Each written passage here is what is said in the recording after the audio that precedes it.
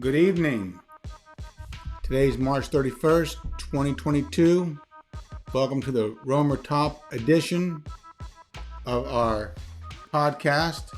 Big news with John or Greg. John is currently on vacation / assignment in Florida, riding rides at Disney World. And I'm here doing whatever I'm doing. So before we get started, I just want to talk to you about our sponsor. Frank from Romer Top and Runsbach Bumbach gave me some very nice items to cook with. This is actual natural clay, and you open it up, and there inside you have instructions on how to make a brick nick. This is a brick made out of clay. It's porous. Soak it in water, put whatever you want into it. Goes on a specific way. Put whatever you want into it and cook it. Usually put some vegetables on the bottom with some meat on top, spices, and it's good. And our second thing is a real Romer Top. Also a donation from Frank from Romer Top Factory and Runsbach Bumbach. This side you soak for 15 minutes. Put your vegetables and meat in here. Cook it. It's good. I tried it. It works. I did salmon. All right. That's it. The Romer Top edition. Let's get down to business. Thank you very much for tuning in. And we're going to start with some news. So, first things first. Biggest thing in the world, not the Ukrainian war.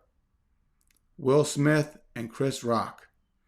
This past weekend, Will Smith got up because his wife got offended over a joke, went on stage in front of millions of people, and slapped Chris Rock. He's, 6'3". Chris Rock's my height, if he's lucky.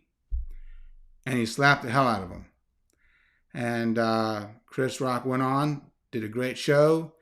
And now, let's see here. Will Smith issued an apology the next day, not that evening, the next day.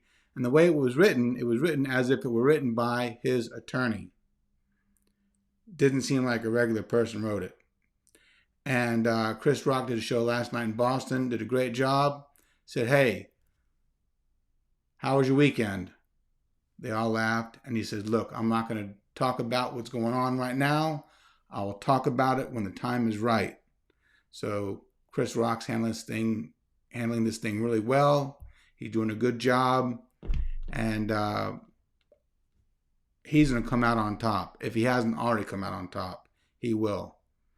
If you're a big guy, and if you think you're a badass, slapping somebody on stage who's smaller than you, you're wrong.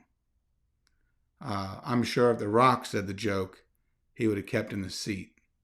And quite frankly, Jada Pinkett Smith is an attractive woman with or without hair, which not women can pull off. And secondly, she was wearing a green dress like G.I. Jane, so it worked well. Her clothing worked well with the dress.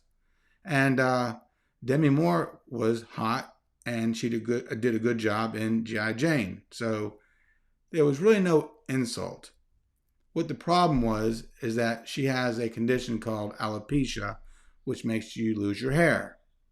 And we don't know if Chris knew it or not. I doubt he knew. It was an open thing, but it wasn't like the most.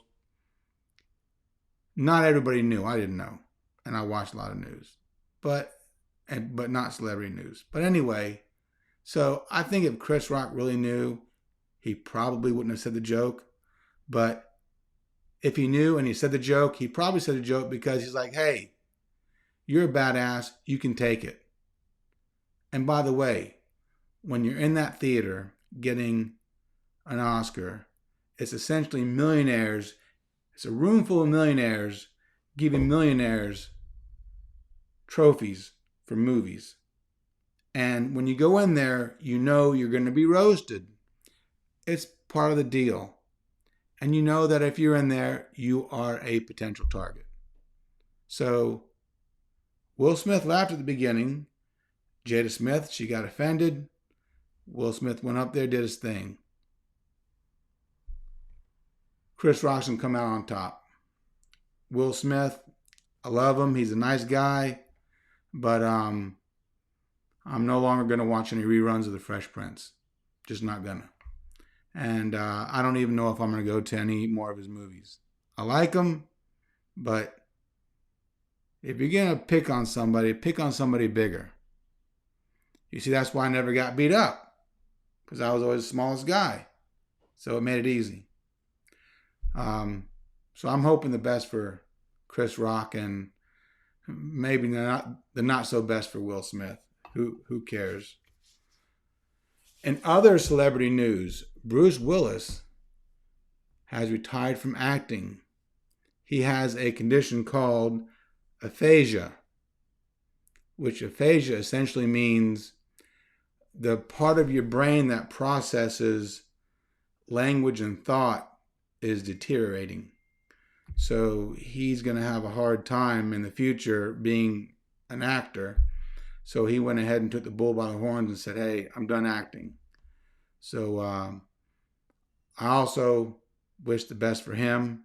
And more than likely, I've got aphasia and I'm just working through it. Other news.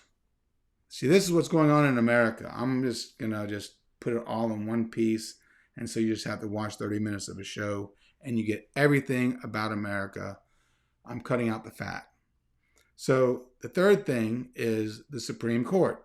That's the biggest thing that's been going on right now. And we currently have a nice lady named Miss Jackson who's going to be nominated to the Supreme Court. It's going to be a 50-50 split. See, in America, each state has a governor, one governor, and each state has 2 senators. And each state has a bunch of representatives, depending on how many people are in the state. So the senators get to vote on the Supreme Court, or for the Supreme Court nominee. And unfortunately, this one is 50-50. Mrs. Jackson, she's very qualified. In our last episode, we talked about Ted Cruz beating her up for critical race theory and gay rights, which I don't even think that really matters. Doesn't matter. She's a well-qualified judge. Let's see here. So Lindsay Graham was going to confirm her, but now he's going to vote against her. Lindsey Graham is a senator from South Carolina, just below North Carolina. And Lindsey Graham, I think, is probably a lesbian because he's never been married, never had children, and he looks kind of like a woman, which there's nothing wrong with a man looking like a woman, but he's never been seen with anything. And I don't think he's a fern. So Lindsey Graham, I've got a quote here. He criticized Judge Jackson for her work as a public defender, representing Guantanamo Bay detainees, accused her of judicial activism in her rulings on immigration, and complained her sentences in child pornography cases were too lenient. Well, let me tell you something. If you get busted for child pornography, you're going to jail for a long time. And when you get out of jail, guess what? You get an anklet put on your ankle, and they monitor you for about 10 years, and then you're on a sex offender registry list that people can look up online to see where you live and to see if there's any in their neighborhoods. So essentially, if you're a child pornography fan and you get caught, it's a life sentence whether you're in or out. And if you go back and you look at the other rulings of other justices, other judges in her position who also heard similar child pornography cases, guess what? they ruled similarly. So the way she ruled was not a departure, a gross departure from the guidelines or from the sentencing rules. She sentenced in a similar way as the other judges. So if they're going to beat her up, they've got to beat up all the judges in federal court for what they've done. So fortunately, because of procedural reasons, she will get the vote. She will be the next Supreme Court justice. And I wish her good, and I hope she does a good job. Other news in Supreme Court Justice Department. We have a Supreme Court justice. We have nine Supreme Court justices. One's name's Clarence Thomas. His wife, Ginnie Thomas, she's an activist. And he's conservative, which is fine. Not wrong being conservative. He's conservative. She's also conservative. However, the difference between the two of them is she can run her mouth. She can say whatever she wants. So she posts pro-Trump ideology on Facebook and on social media, other social media outlets. And her husband's like, whatever, right? We're two different people. However, what she did during the January 6th insurrection, while all this was going on, she's texting Mark Meadows, who is the White House Chief of Staff for Donald Trump. So that's basically Trump's right-hand man. She's texting him saying, this is an abomination. This is awful. We have to figure out how we can overturn this. This can't go through. We have to have Mike Pence stop the votes. He cannot confirm Joe Biden. It's a steal. It's a sham. The whole thing's rigged. This is what the Supreme Court's wife is doing while people are breaking into the Capitol, breaking windows, defacing this, that, and the other, looking for Mike Pence, screaming, chanting, hang Mike Pence, which is wrong. Whether you're a Republican or a Democrat, you shouldn't have to listen to that. So that's what's been going on. So Ginnie, they're trying to subpoena her phone records, her text messages, to put them in as evidence and have her come to court and talk about her feelings on the situation to see if she had any influence or any part whatsoever of the January 6th insurrection. And here's the problem. She's the wife of the Supreme Court justice who helps make the final decision. So what does that mean? She's too close to home. She can't do it. I realize if you're your own person, you can do what you want, but if you're the spouse of a Supreme Court justice, you kind of got to shut the fuck up. You just can't go out there and just say what you want. You're held to a different level. And Ginnie Thomas obviously never has held herself to a higher level. For almost the whole time, Clarence Thomas has been the Supreme Court justice, a judge. She's been an activist. So it'd be nice to see whether or not her texts get subpoenaed. They're a part of the narrative. And it'd be nice to see if she's part of the actual insurrection, however much or little it may be. Because you can't have a spouse who has sway over a Supreme Court justice in there telling the White House Chief of Staff, hey, we need to stop this. Basically saying, let's screw democracy. Can't do it. So, good luck, Ginnie Thomas. I hope to see you on Capitol Hill testifying. That's all I've got for Supreme Court news. Let me take a break and I'll come right back. All right, I'm back. Next topic, number 5, Ukraine. This is the 6th week of the Ukrainian war, and it looks like Ukraine is kicking Russia's ass. I mean, Russia can lob their bombs over there, their missiles, their rockets. They can shell the buildings. But Ukraine's doing a good job. They're fighting with their heart. And they're holding back the Russian forces. They haven't gotten to Kyiv yet. They're down in Donbass system in the southern part by Mariupol, trying to take that over, because that's a very clear shot to the Crimea Peninsula, which is also a clear shot to the water. So Russia's looking to expand. Ukraine has nothing to do with it.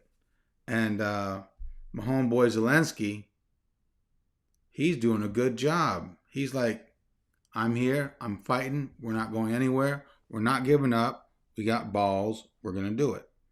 So I like what Zelensky's doing. He's doing a great job. Putin, on the other hand, has huge troubles. Why?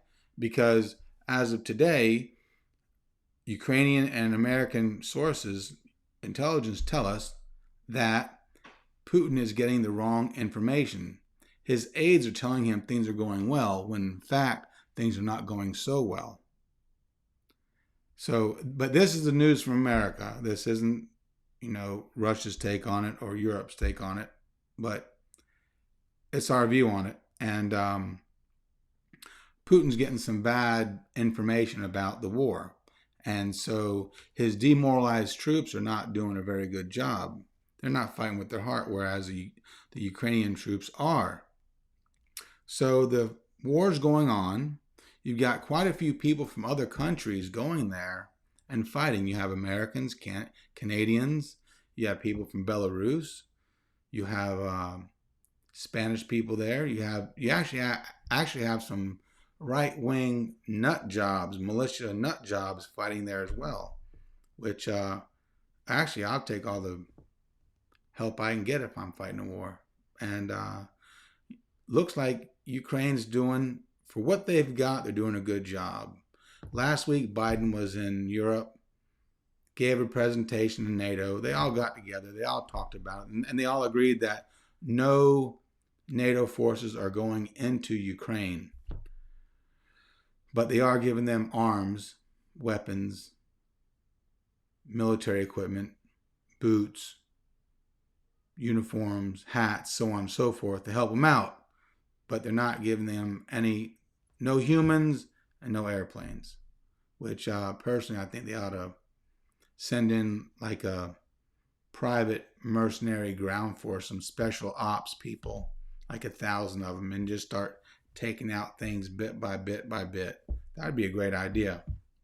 So the Ukrainian war is just grinding along, and I think they're going to get through it. Somehow they're going to get through it. And Russia at the same time, economically, they're being crushed.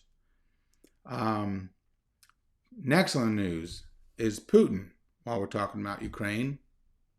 Putin is demanding that all of the unfriendly countries, which are all European Union countries, NATO countries, America, Canada, and Japan, to pay for, by April 1st, to pay for all of their energy in rubles. Well, first of all, I don't know where to get rubles from. Second of all, I know rubles essentially have no value. Thirdly, this is just a way for Russia to falsely prop up not their economy, but their money, to make it worth something. So as far as I'm concerned, they can accept dollars, they can accept euros, or if it were to me, I pay them in pesos. So Putin's got trouble, man. That's what's going on. His economy is faltering. His money is worth nothing. His troops are not doing very well. They're demoralized. It's just a bad situation. So I think, and you also see that Putin's trying to do some negotiations. And what he does is he does these negotiations, and then after he negotiates, he doesn't do what the negotiations say you're supposed to do. So he's just 100% untrustworthy. I don't trust him. The hell with his ruble. I don't care. But that's Putin. How about some current headlines here in America? Headline number 1. Americans have more confidence in Zelensky than Biden when it comes to world affairs. Personally, I'm a Zelensky fan. I like him. He does a good job. He's there in his bunker, giving orders. He's got his shirt on, looking good. Got his green vest on, jacket, looking good, giving orders. I like Zelensky. If he told me to go fight, I'd say, sure, where do I go? I like him. He's doing a great job. Taqueria Azteca. Go there. Another headline. Donald Trump called a senator on January 6th, but it's not on the White House call logs. So here's a big deal going on right now. There are 8 hours during this insurrection on January 6th, 8 hours where there are no call logs for the White House. And the White House, you got to have call logs. That's just what you got to do. And you don't make phone calls on your personal phone. So for some reason, these call logs are missing for 8 hours, and they happen to be the exact 8 hours of the insurrection. So we know Trump was making a lot of phone calls, a lot of people calling him on personal phones, if not throwaway phones, which are called burner phones. And Trump's in trouble. It's all adding up. So good luck on those phone calls, Trump. I wouldn't want to be you. Another headline here in America. Florida, lesbian, gay, bi, transsexual plus, which is LGBT. Florida LGBT plus advocates sue Ron DeSantis, who is the governor of Florida, over Don't Say Gay law. So essentially what's going on here is the following. Ron DeSantis, a Republican in Georgia, in Florida, made a law that says, here's a quote actually. The Parental Rights and Education Bill, named Classroom Discussion about Sexual Orientation or Gender Identity in kindergarten through 3rd grade, or in a manner that is not age appropriate or developmentally appropriate for students in other grades. What that means is you can't say gay. So between kindergarten and 3rd grade, you cannot talk about gay topics in class. You can't talk about whether you're a boy or a girl. And you can't talk about transgender things. So, which I think is quite stupid, because I remember when I was in 3rd grade, I didn't give a shit. I didn't know what gay was. I didn't know what transgender was. I just cared about like remote control cars. Star Wars didn't come out yet. Remote control cars, train tracks. I couldn't ride a bike yet. Cocoa Puffs, Captain Crunch, and probably lighting stuff on fire. That's what I was concerned about from kindergarten to 3rd grade. And I don't think that if somebody had told me, said something gay or something, that would make me gay. I don't think so. Because, well, actually, I ate Cocoa Puffs when I was in the 3rd grade, and I still eat Cocoa Puffs. So he may have a point, but I doubt it. Because back then I played with fire, and now I only burn fires in my fireplace. So I think he's wrong. And this is a dumb law. But, during COVID, I think he did a good job. So here you have, once again, a Republican, or it could be a Democrat. They do things. They're not always going to do things that you like, but they're going to pass laws. Some you like, some you don't like. But this law is a little bit excessive. It's just nuts. It doesn't make sense to me. This, to me, is you're just pandering to the parents who have nothing else to do.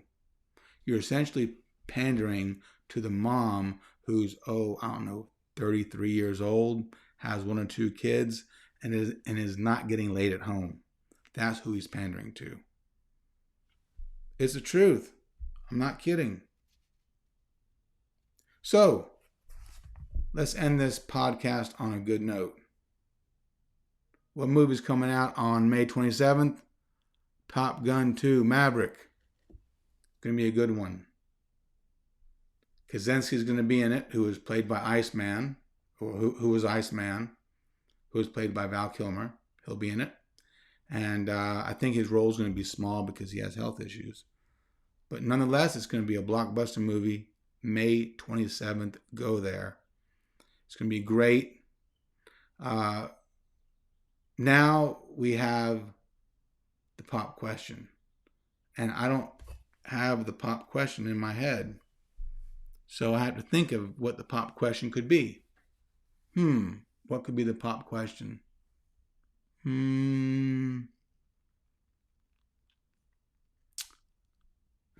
Why does the speed of light exist? That's a good question. So why do we have the speed of light? Well, it helps us measure things, not necessarily in distance. However, it does achieve distance.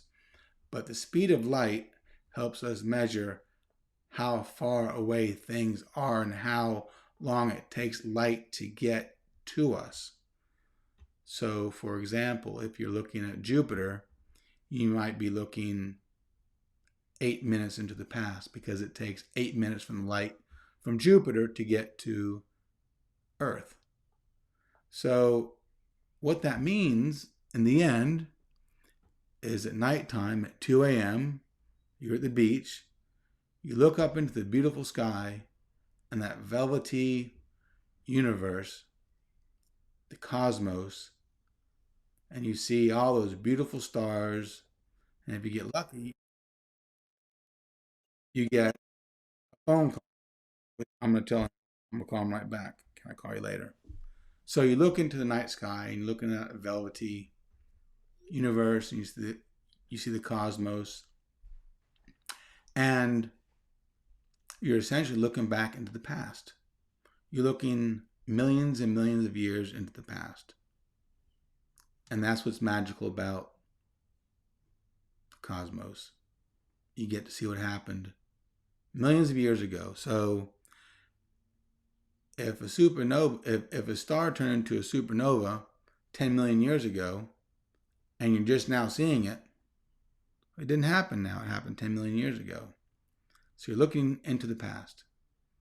So I think that's going to be the end of our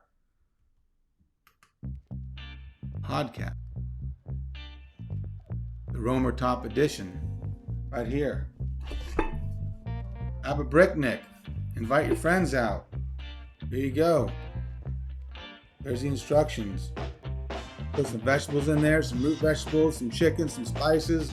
Put it in the oven, cold oven, 400 degrees for about 30 minutes, 45 minutes. You have a good product.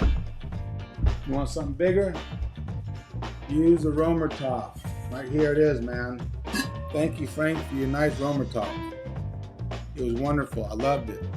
I made salmon. It's good. Porous clay. It's all natural. Good for you. All right, John. Here's the podcast you requested. You told me our viewers wanted to see it. I hope you weren't lying. This is the best I could do with what I've got. Hope everybody enjoyed it. Hope everybody has a great April. April showers bring May flowers. This is Greg signing off.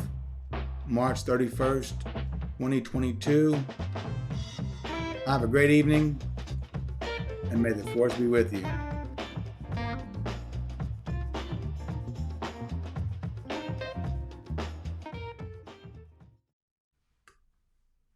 Bye.